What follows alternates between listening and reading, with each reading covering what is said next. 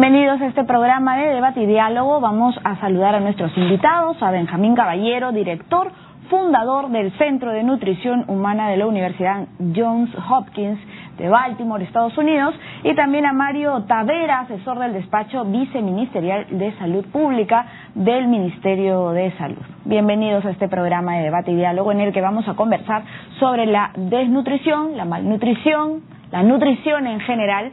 Vamos a empezar con Benjamín Caballero, que tiene más de 20 años de experiencia como profesor, investigador, líder en el ámbito de la salud y de la nutrición infantil, y me gustaría preguntarle por qué se considera actualmente a la obesidad como esta epidemia del siglo XXI, una epidemia global. Efectivamente, creo que la razón principal es que comenzó ya hace por lo menos 2 décadas a afectar a países pobres y países de nivel económico intermedio.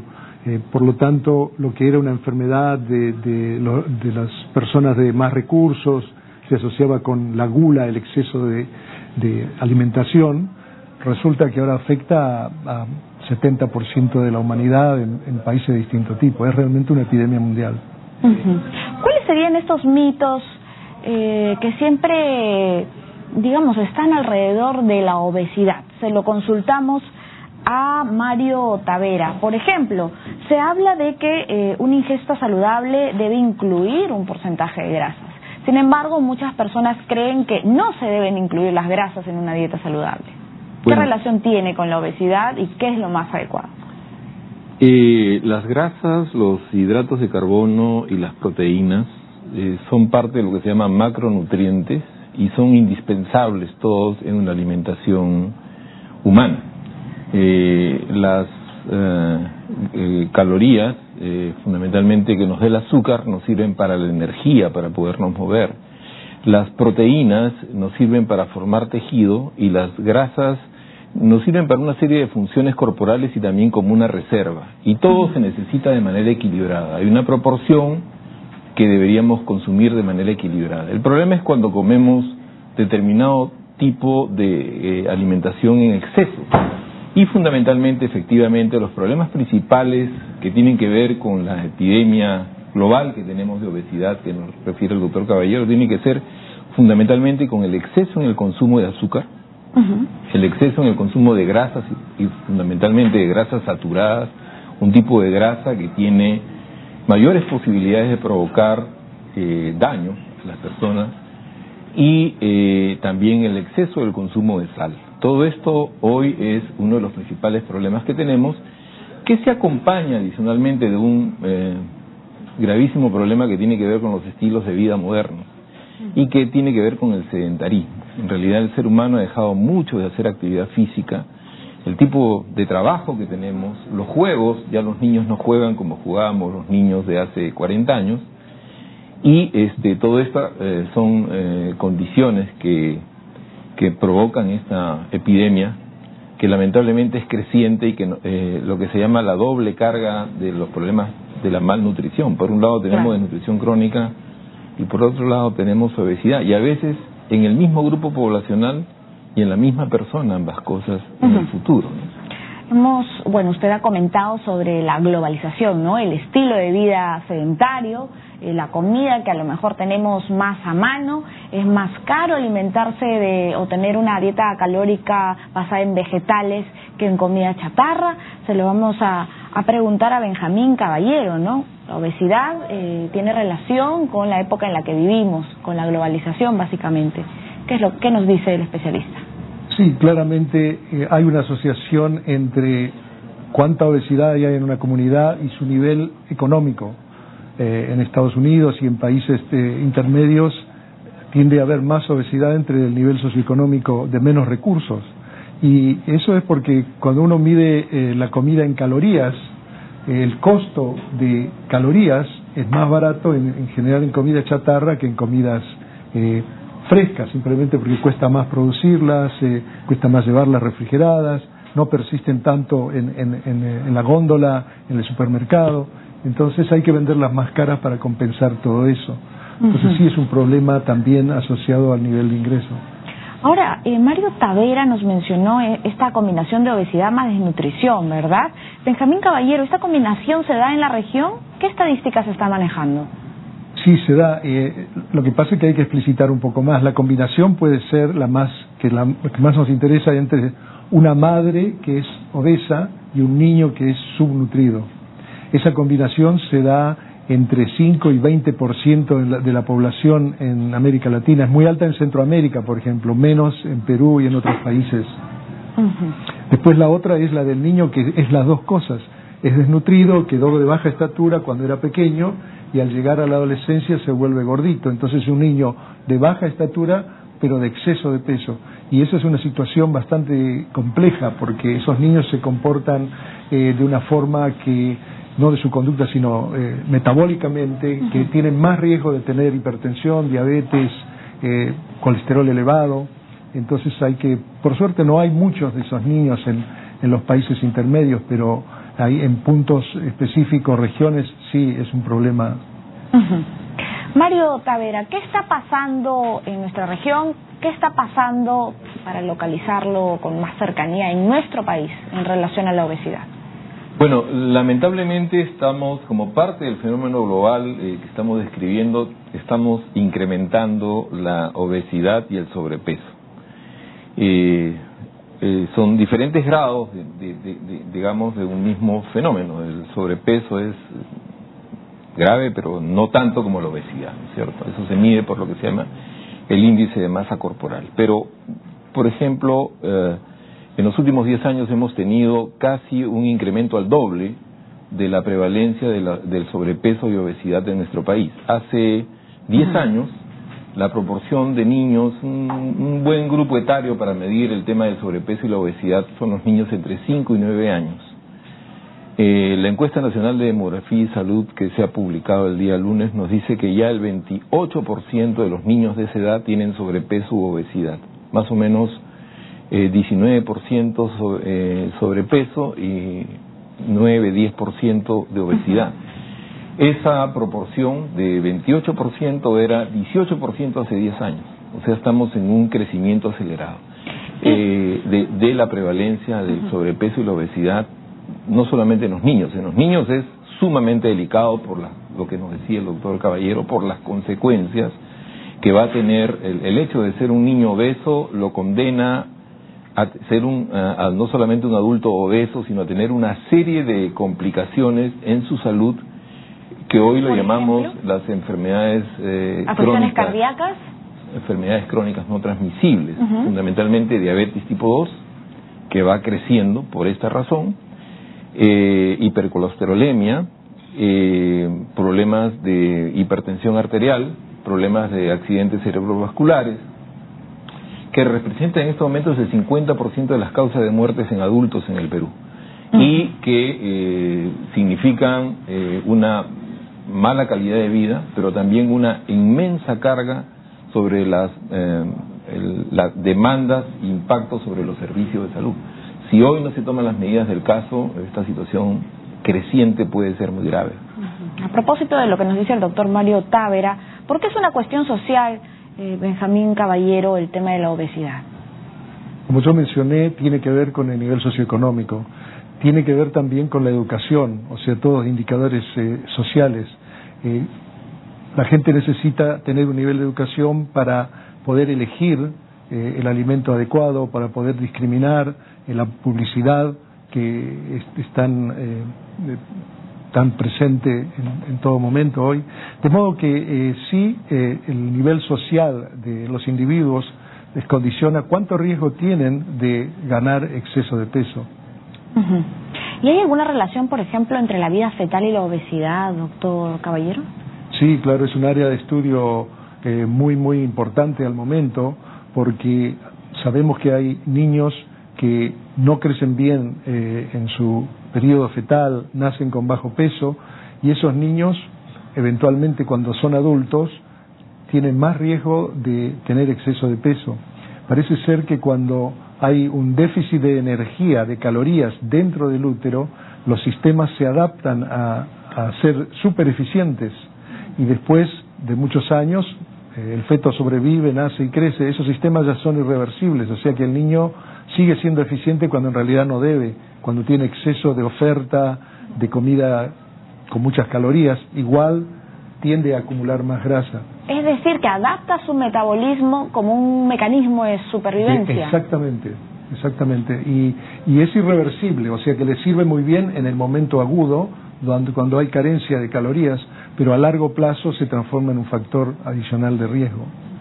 Y como sabes, el retraso en el crecimiento intrauterino, el bajo peso al nacer, todavía es muy común en muchos países en desarrollo, de manera que esos países, ahora que viene la ola de obesidad, tienen toda una generación, o más de una generación, que está a un riesgo más alto que la misma generación en un país donde no hay retraso intrauterino.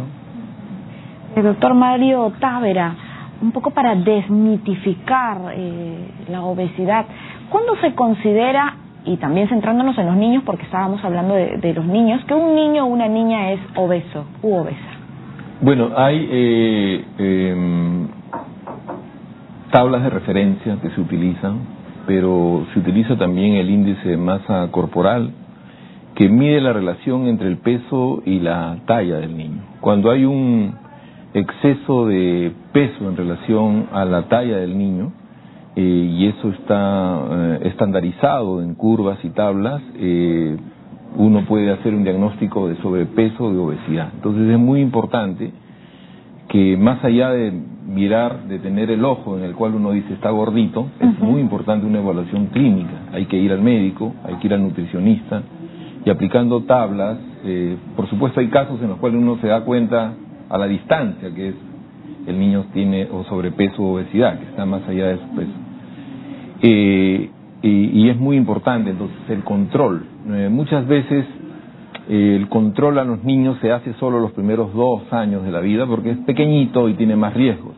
Pero hoy, con este problema que tenemos, es muy importante que los niños sigan controlándose periódicamente para poder abordar este tema que reitero, la obesidad y el sobrepeso no es tanto un problema de los niños menores de 5 años, sino entre los 5 y los 9 años. ¿Por qué? Porque en esa edad el niño deja de crecer aceleradamente.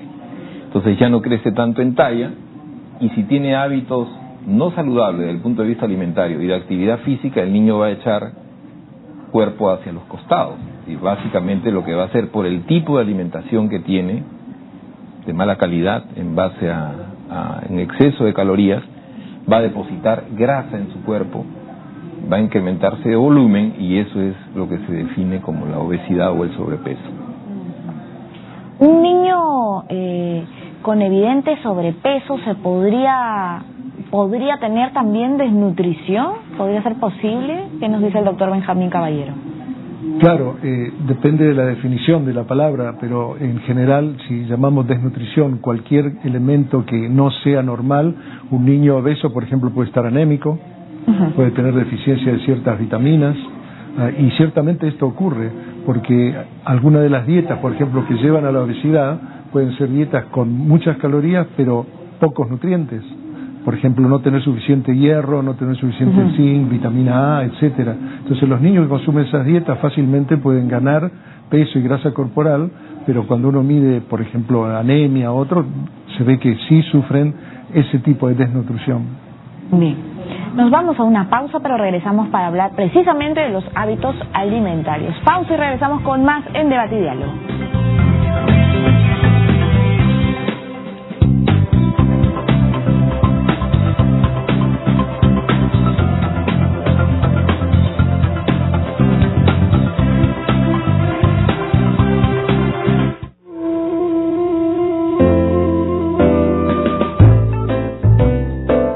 Letra de Fuego, con Raúl Tola.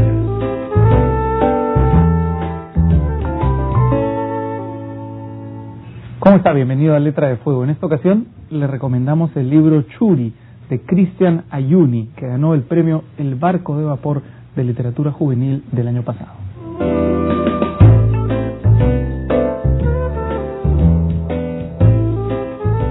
Churi es un libro, fue el ganador del premio El Barco de Vapor del 2014, premio de la Fundación SM.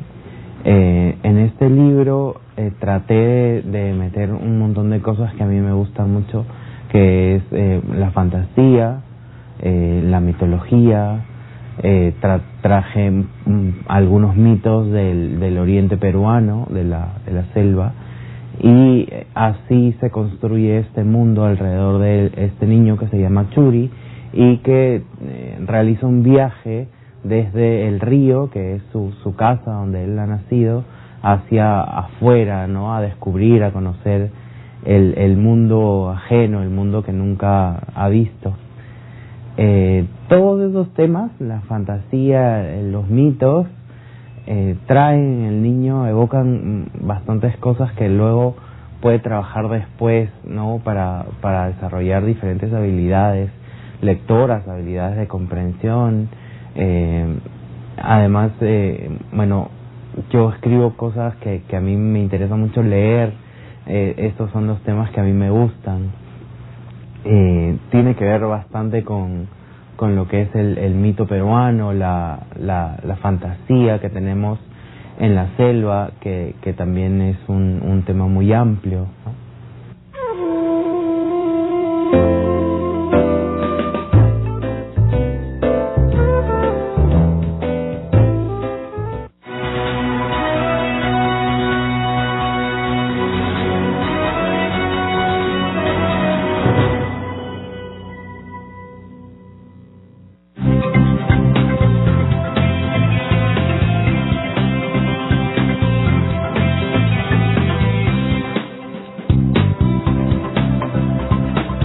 Regresamos con debate y diálogo. El día de hoy estamos conversando sobre la obesidad y sobre los hábitos alimentarios.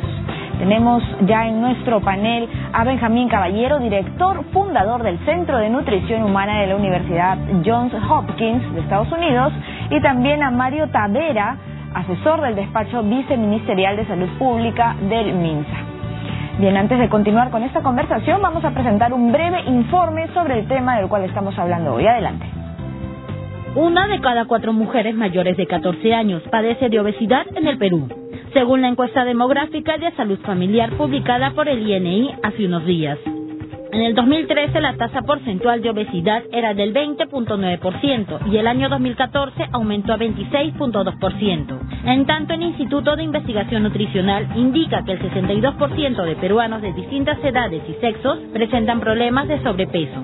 Hace 2 años se promulgó la Ley de Alimentación Saludable para Niños, Niñas y Adolescentes, y el 18 de abril último fue publicado su reglamento, el mismo que entraría en vigencia en junio. Según informó el ministro de Salud, Aníbal Velázquez, quien además refirió que los parámetros aplicados van de acuerdo con las recomendaciones de la Organización Mundial de la Salud y la Organización Panamericana de la Salud. Esta ley tiene como objetivo promover la actividad física, el conocimiento de hábitos alimenticios saludables y el derecho a la salud pública. Algunos de los puntos en los que se hace hincapié son: la venta de alimentos saludables en los kioscos de las instituciones públicas y privadas, promocionar hábitos saludables en medios masivos de comunicación, así como fomentar publicidad transparente en cuanto al contenido nutricional de los productos ofrecidos. Bien, regresamos con nuestros especialistas. Hemos tenido un breve informe en el que hemos mencionado esta estadística, ¿verdad? Las mujeres peruanas están padeciendo, las mayores de 14 años, son las que más padecen de obesidad en el Perú. En nuestro país, doctor Tavera, ¿comemos sano? Bueno, evidentemente en los últimos años hemos empezado a comer menos sano. Todo depende. A veces se debate si nuestra comida es saludable o no, si nuestra comida tradicional. Y la verdad es que es muy buena, pero como todo, cuando se come especialmente ciertas porciones en exceso, ¿no es cierto?, pueden ser dañinas. Por ejemplo, los peruanos y las peruanas comemos muchos carbohidratos, ¿no? Tenemos una combinación de carbohidratos en un mismo plato: papa, arroz, y luego le ponemos una porción calórica importante de carne. ¿Eso es correcto? ¿Está bien? ¿Nos ayuda? ¿Es un buen hábito alimentario? Definitivamente toda comida con exceso de carbohidratos va a terminar depositándose en forma de grasa en el organismo.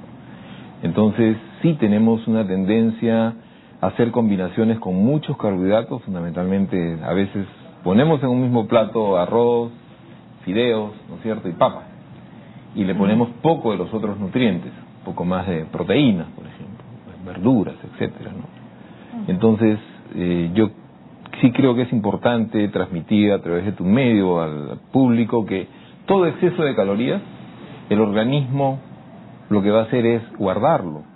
Es un mecanismo innato por el cual las calorías se transforman en grasas y se depositan en ciertas partes de nuestro cuerpo, que son obvias, el abdomen en el caso de los hombres, la región glútea en el caso de las mujeres, pero también en las arterias, en las vísceras, el hígado graso es una consecuencia de esto. Entonces, todo exceso de consumo de calorías, y también otro problema que tenemos es que tendemos a comer demasiado volumen y pensamos que conforme comamos más volumen vamos a ser más sanos.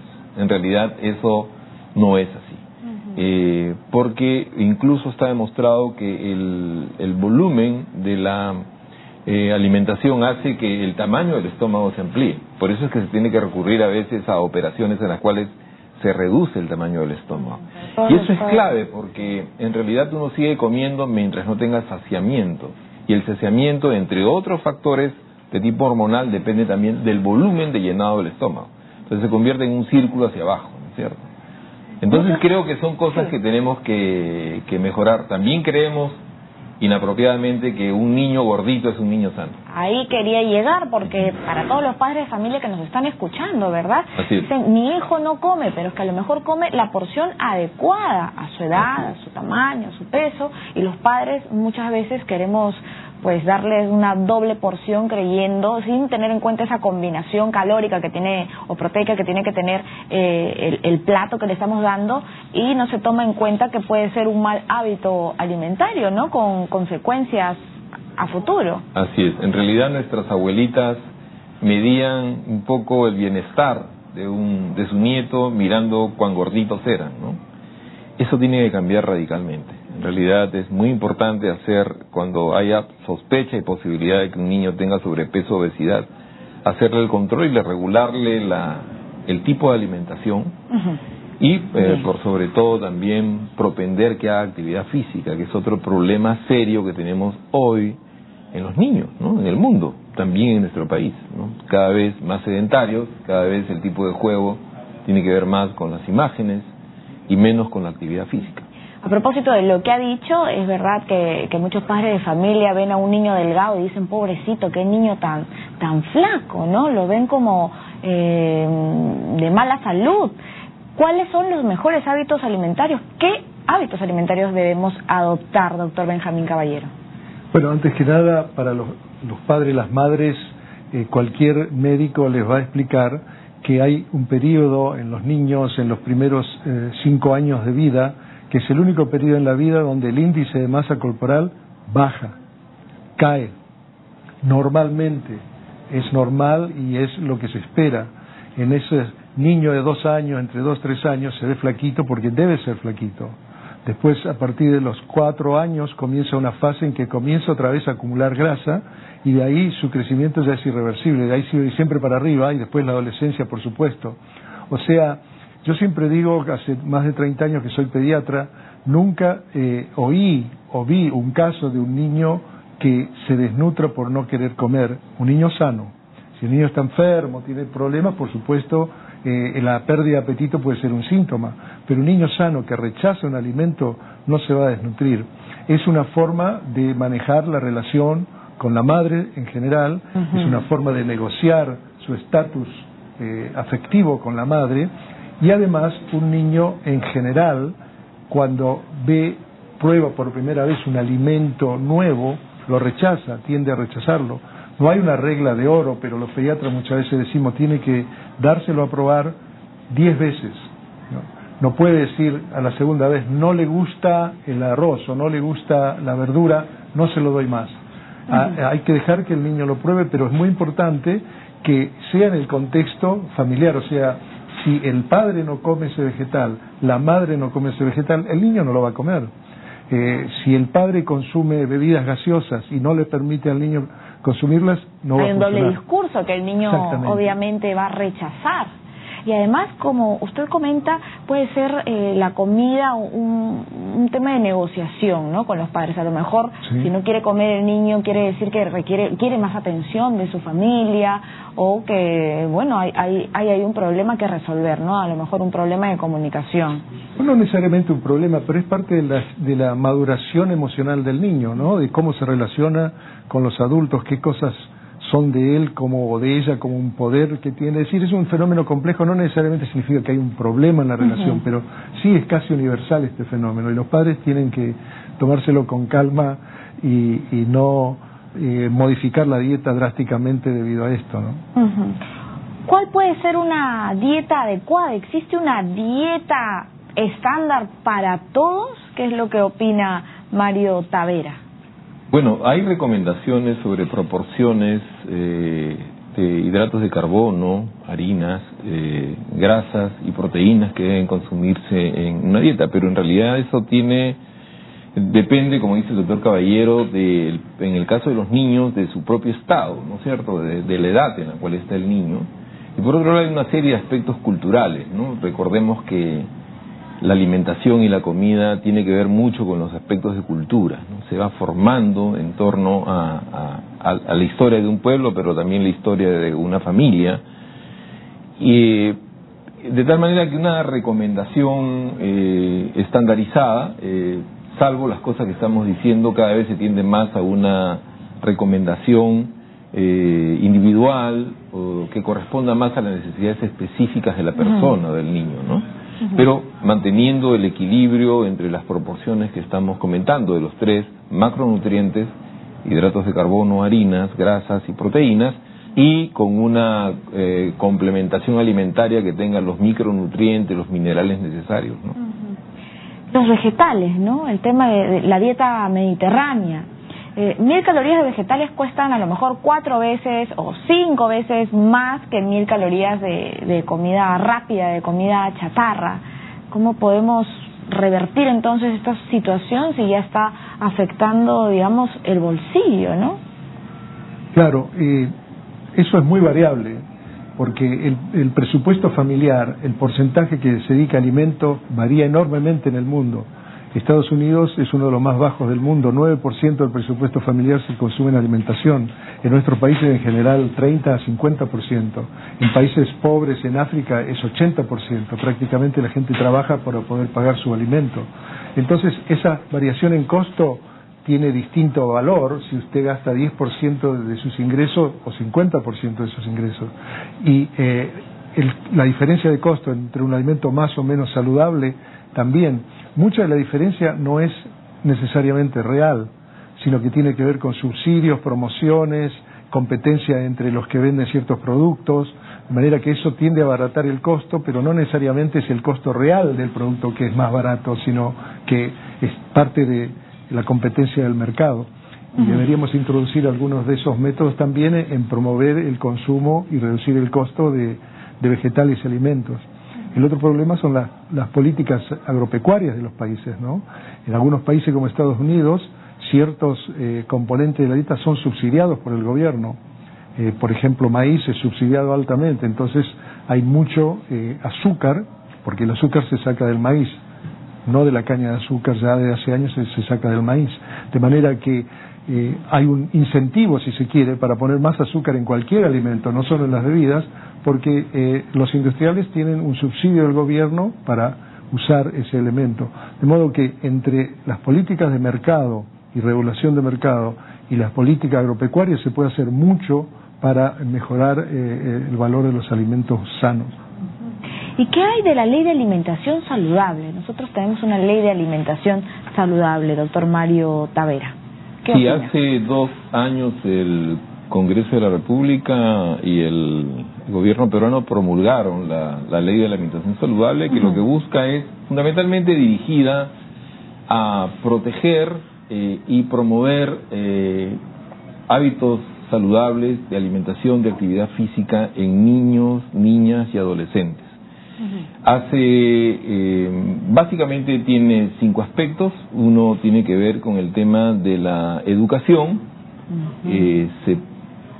Se manda que las escuelas sea un espacio para que los niños y las familias puedan recibir buena información sobre alimentación y hábitos de alimentación saludables, promoción de la actividad física, en la cual también la escuela juega un rol importante, y también los gobiernos locales. ¿Sí? Los gobiernos locales promuevan espacios. A veces uno quiere hacer actividad física pero no tiene el espacio físico, y ahí los gobiernos locales son muy importantes. También se establece el generar espacios donde haya alimentos saludables, particularmente 2 espacios públicos, los kioscos y los comedores escolares, para asegurar que los niños reciban alimentos saludables, pero también haya una educación en el tipo de alimentos que debe consumirse. Lo que tú te refieres, más vegetales, menos harinas, menos bebidas azucaradas, etcétera, ¿no? También establece un observatorio nacional para poder ir mirando cómo va el tema de la obesidad, cómo va el tema del sobrepeso, cómo va el tema de los hábitos, cómo va el tema del cumplimiento de la ley, que es bien interesante, y esa vigilancia se hace con participación social.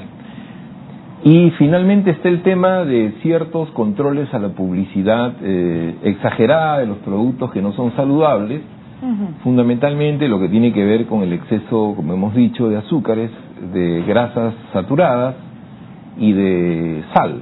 Y para lo cual, hace 3 días, el día sábado, se dio el reglamento que establece los estándares en el cual, a partir de que se cumpla con esos estándares, será un alimento catalogado como saludable o no saludable, y eso implica la posibilidad de que estén en los kioscos, la posibilidad o no que sean regulados desde el punto de vista de la promoción en medios de comunicación masiva, y se ponen algunos estándares para que se cumpla con estos aspectos de promoción, ¿no? O sea, que sea fundamentalmente una difusión basada en la evidencia científica.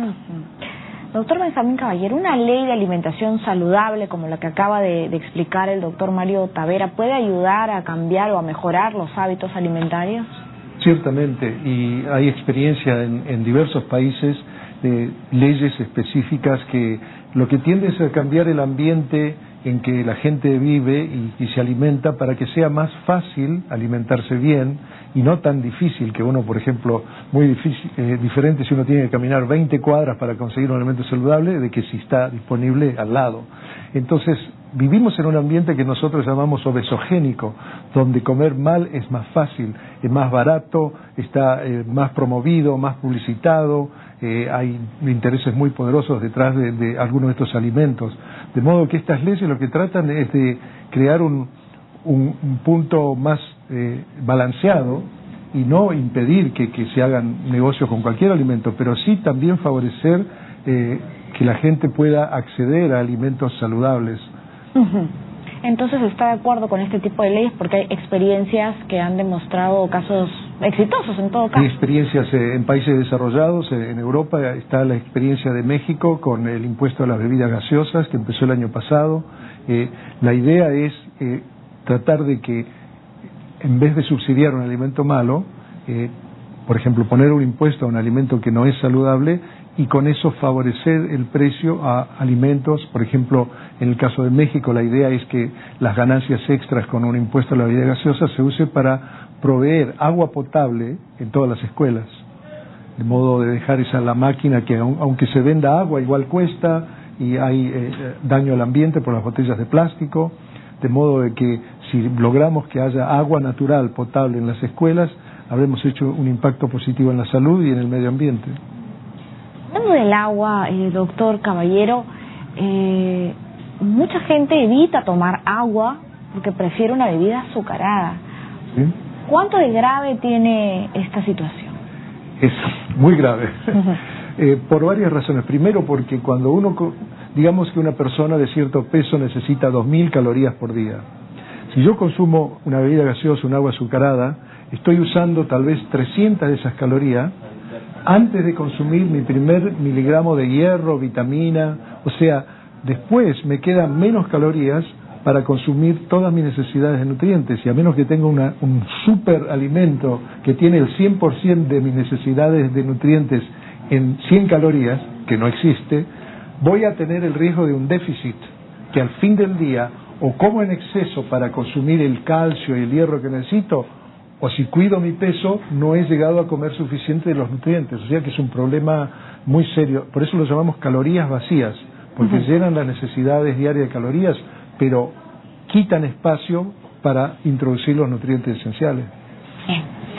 Bien, muchísimas gracias. Nos vamos a una pausa, pero volvemos para seguir hablando de la nutrición, de la obesidad, de los problemas de malnutrición, desnutrición. Hemos hablado también del agua, un poquito de todo. Escríbanos a nuestras redes sociales, @DID 7.3 y también a nuestra página en Facebook. Pausa y regresamos con más en Debate y Diálogo.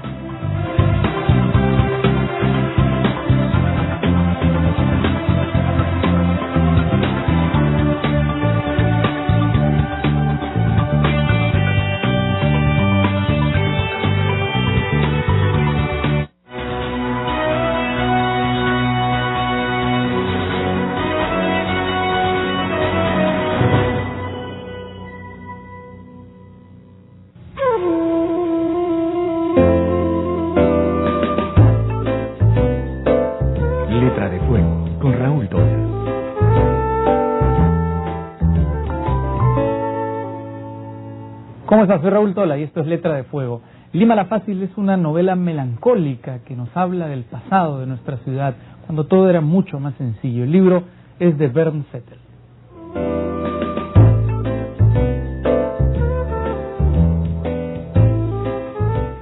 Me permito sugerirles mi novela Lima la Fácil. Describe la vida de un joven de 16, 17 años en Lima en los años 60 y va narrando lo que le sucede en el último año escolar y en las últimas vacaciones de verano antes de empezar sus estudios universitarios. Es decir, narra pues lo típico de un muchacho de 16, 17 años con los exámenes en el colegio, las fiestas, las enamoradas, los amores y desamores, la patota, los amigos, en fin, todo lo que corresponde a esa edad. Y en su narración va recordando escenas de su niñez cuando tenía 9, 10 años, es decir, cuando vivía en la Lima de los años 50. Por lo tanto, pues nos ubicamos en una época en que Lima era fácil realmente. El Perú tenía 10 millones de habitantes escasamente, Lima tenía 1 millón, luego 1,5 millones en los años 60. Son décadas en realidad en las que hubiera sido también muy sencillo solucionar muchos de los problemas de los que adolece actualmente, estoy hablando en el 2015, actualmente la ciudad. Las estructuras sociales eran bastante simples, pero a pesar de que el relato parece poco trascendental de un muchacho de 16, 17 años, en la novela se tocan diversos temas directamente, indirectamente o intuidamente de las fisuras que ya sufría la sociedad limeña en aquel entonces, incluso ya grietas bastante claras que se iban percibiendo en la sociedad. Y es una cosa que le reprocho a la generación de mis padres especialmente, que no aprovecharon aquellos años 40, 50, 60, que hubiera sido muy fácil adoptar las medidas para solucionar los problemas del Perú y evitar los problemas que tenemos ahora en esta gran ciudad de casi 10 millones de habitantes.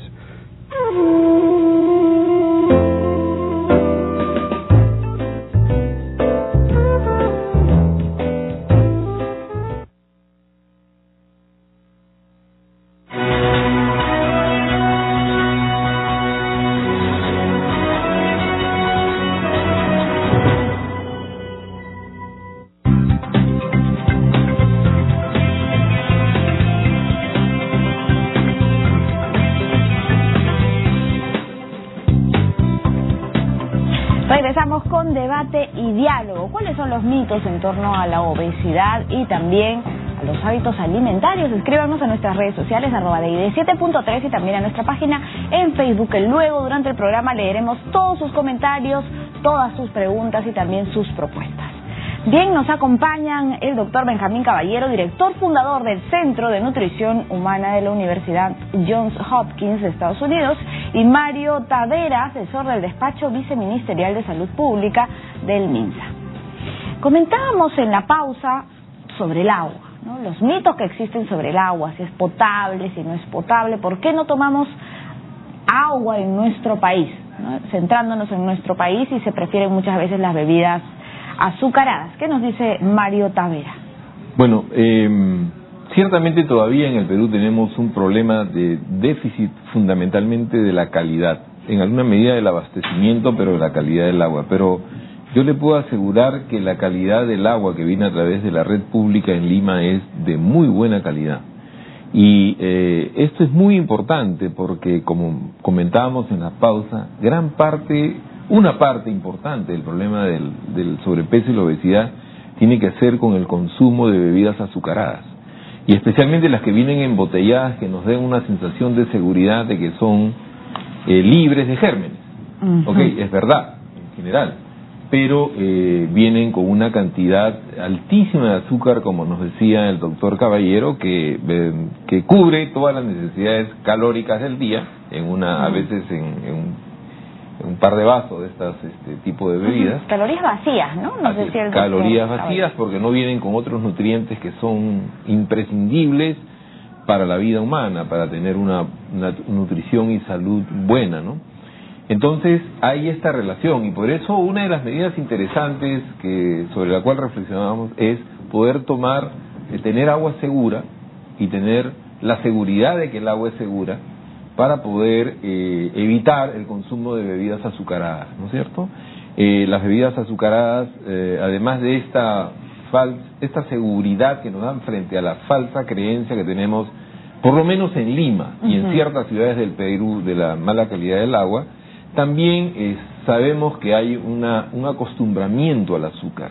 O sea, uno se acostumbra a determinados niveles y es casi como uno depende en términos del sabor, de un exceso de azúcar. No necesariamente una bebida gasificada, sino que esté azucarada. Así es, y entonces eso significa muchas veces que no valoramos y creemos que es, pero desde el punto de vista ya del sabor y de sentirse bien, necesariamente si es que la bebida es azucarada, ¿no? Y esto creo que es un hábito que se va induciendo desde la niñez. Y por eso es tan importante una ley como la que se ha dado, que lo que pretende es proteger, en todo caso no prohíbe, pero sí protege, ¿no es cierto?, que es el sentido fundamental. Doctor Benjamín Caballero, ¿coincide sobre este mito del agua? Efectivamente, creo que es en parte, históricamente, ha habido problemas de calidad de agua en grandes ciudades en todo el mundo. A medida que aumenta la población, se concentra con una densidad demográfica enorme en grandes ciudades, no siempre es fácil proveer agua potable a todos. Pero muchas de estas grandes ciudades, especialmente en América Latina, han superado este punto, y que el problema del agua potable es más un problema de rural o de áreas remotas, de ciudades de tamaño pequeño y mediano, pero no de grandes ciudades. Pero es un mito útil si usted vende agua en botella, porque entonces, claro, yo no voy a decir que no, digo sí, agua segura es agua en botella garantizada. Y si usted ve en las ventas, por ejemplo, Pepsi Cola, Coca-Cola, casi la mitad de sus ganancias provienen de agua embotellada, no de bebidas gaseosas. Se vende muchísimo. Un gran negocio detrás del mito. Es un gran negocio detrás del mito. A propósito del agua, tenemos una pregunta. Muchísimas gracias a todos nuestros seguidores por escribirnos a nuestras redes sociales. Y nos dice Miriam Jiménez: ¿causa daño consumir agua en exceso? Mario Tavera. ¿Qué le respondemos a Miriam? Bueno, efectivamente, todo en exceso. El agua también es un nutriente, digamos, es un solvente universal imprescindible para la vida. Recordemos que más o menos en un adulto el 60% del peso corporal es agua, ¿okay? Y en un niño recién nacido el 80%. De tal manera de que es muy importante tomar el volumen de agua necesario cada día. Es muy difícil que una persona tome mucho más agua de la que necesita, porque el organismo tiende a rechazarlo. Pero todo en exceso, si es que se diera el caso, que sucede a veces, los que somos pediatras, como el doctor Caballero, a veces, cuando tenemos un niño y antes se utilizaba mucho la rehidratación por vía venosa, en las últimas 2 décadas, más bien la rehidratación a los niños deshidratados por diarrea se recomienda la vía oral, salvo circunstancias en las cuales el niño no pueda beber.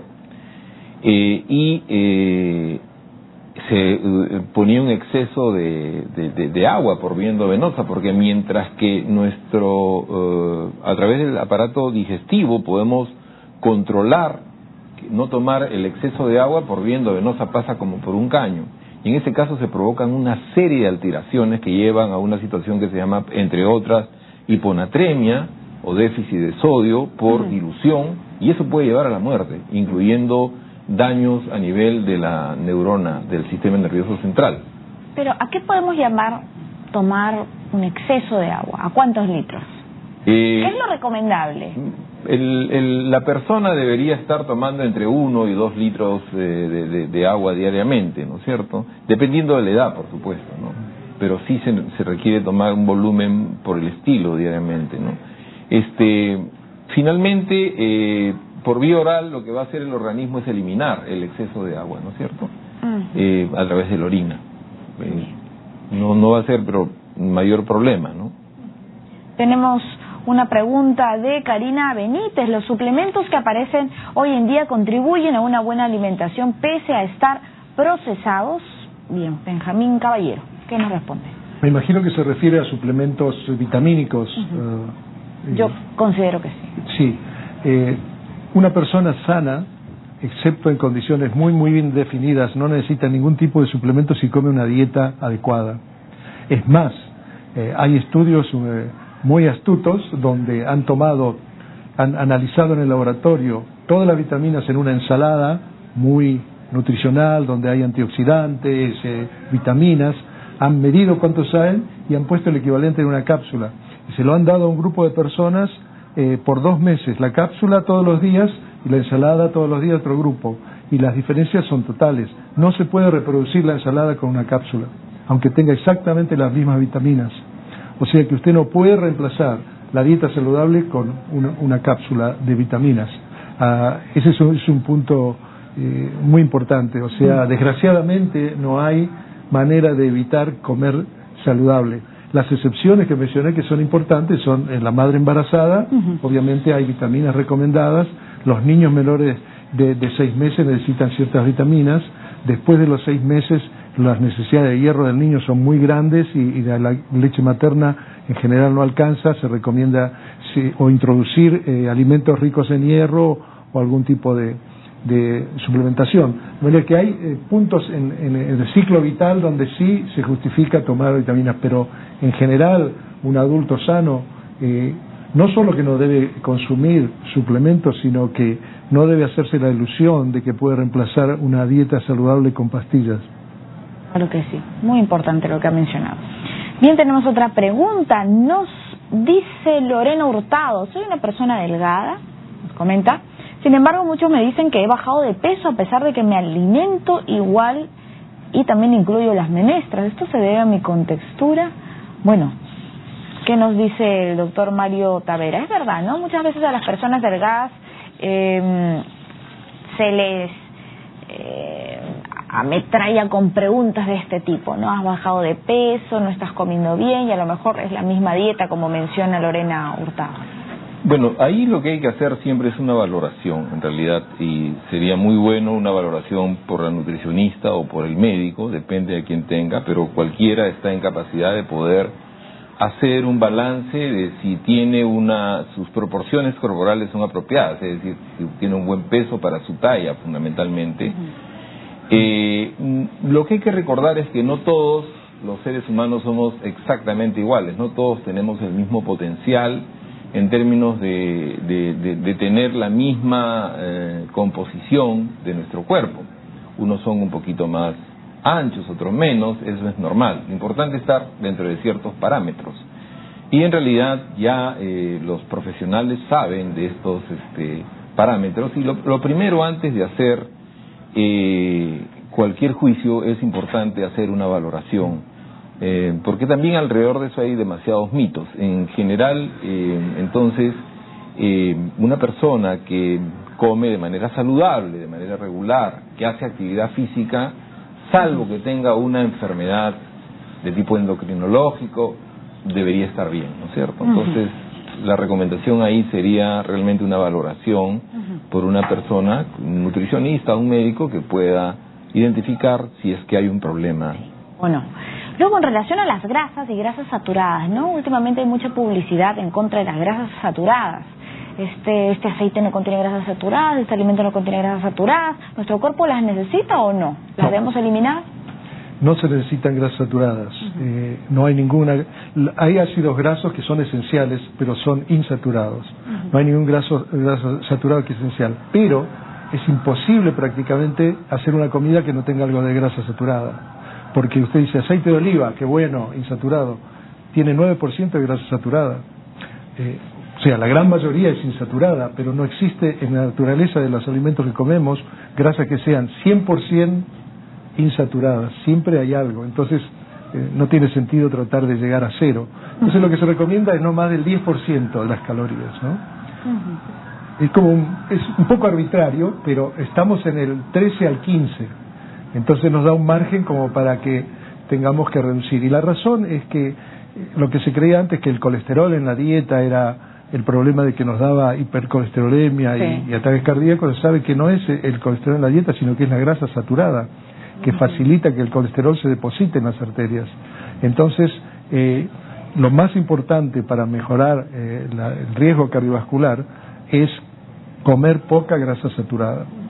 ¿Y qué hay del ejercicio físico, no? El sedentarismo, hemos hablado también del tema, que el sedentarismo es una de las consecuencias de la vida que estamos llevando ahora mismo en la posmodernidad, en la globalización, ¿no? ¿Es importante la actividad física?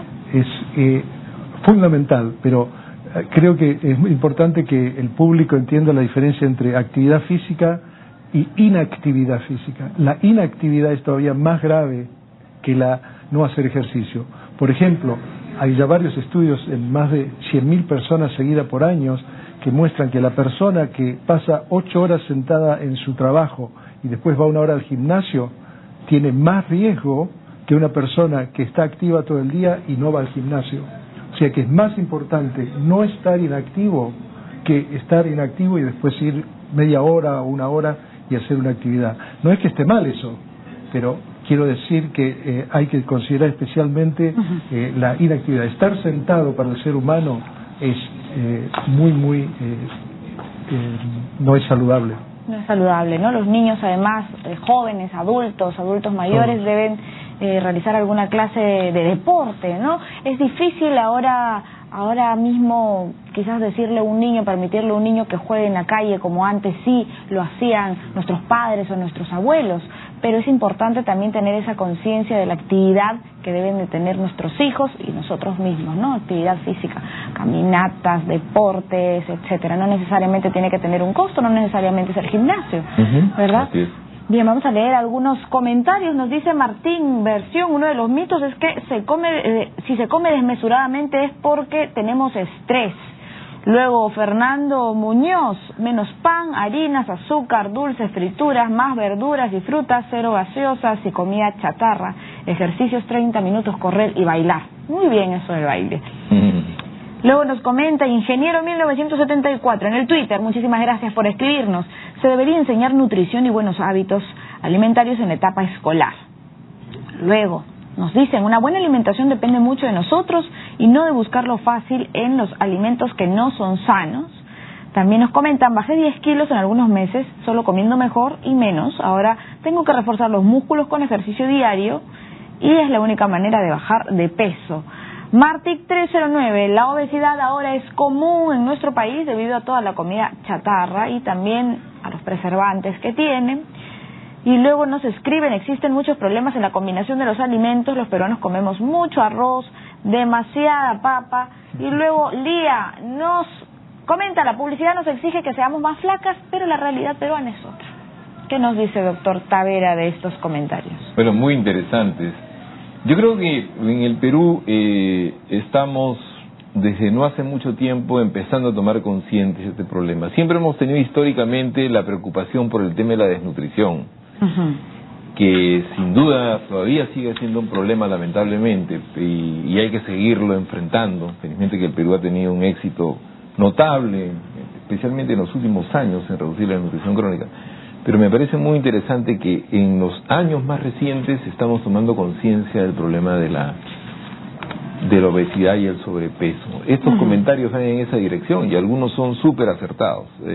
Y es lo que además ya se conoce en el mundo. Sin duda que se podrán descubrir cosas nuevas. Este seminario que hemos tenido en estos 2 días, en el cual el doctor Caballero ha sido una de las principales personas que nos han traído estos conocimientos, nos demuestran que todavía hay que seguir teniendo más información, más conocimiento, más evidencias. Pero en general ya sabemos lo que hay que hacer. Estas cosas de las cuales estamos hablando y de las cuales se refieren las personas que están recibiendo tu programa, seguidores, exacto. Vuestros seguidores, me parecen fundamentales. Y ahí hay uno que me gustó mucho, es el tema de la educación en la escuela, ¿no? En ese sentido va la ley, a tratar de hacer una política pública para que la gente tenga información. Educación y eso, en empezarlo a formar. Recuerda que es fundamental lo que pasa en los niños. Con los niños podemos hacer el cambio. Los adultos, por supuesto que sí, hay que hacerlo, hay que buscarlo, pero a veces es muy difícil. Bien, muchísimas gracias, Mario Tavera, asesor del despacho viceministerial de Salud Pública del MINSA, y también a Benjamín Caballero, director fundador del Centro de Nutrición Humana de la Universidad Johns Hopkins de Estados Unidos, por participar en esta edición de Debate y Diálogo. Gracias además al doctor Benjamín Caballero, porque directamente luego del curso internacional de Nutrición 2015 ha llegado aquí al programa Debate y Diálogo. Él expuso precisamente sobre nutrición, ¿no? Nutrición y prevención de enfermedades crónicas en el adulto, y hoy nos ha hablado acerca de la obesidad y también de la nutrición. Muchísimas gracias a todos por acompañarnos, y recuerden que la nutrición no es una disciplina, es una misión, lo decía el gran nutricionista y educador Gene Mayer. También recuerde que el debate es diálogo. Hasta mañana, chao.